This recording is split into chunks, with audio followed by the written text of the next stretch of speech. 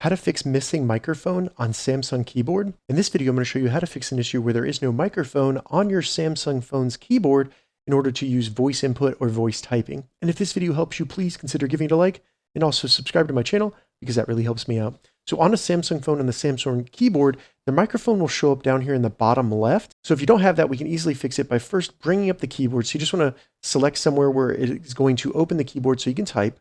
And then select the little gear icon right there for settings. Now, if you don't see it, select this little three dots. And then in this menu here, you should see these settings. So go ahead and select that. It'll open up the Samsung keyboard settings here.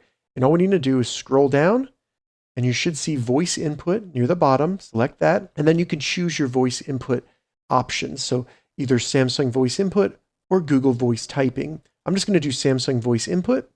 Once you select one of those, hit the back button until we get back to where our keyboard comes up. And as you can see, the microphone icon is there and we can use voice input to type on our Samsung phone. If this video helped you, give it a thumbs up and please consider subscribing to my channel.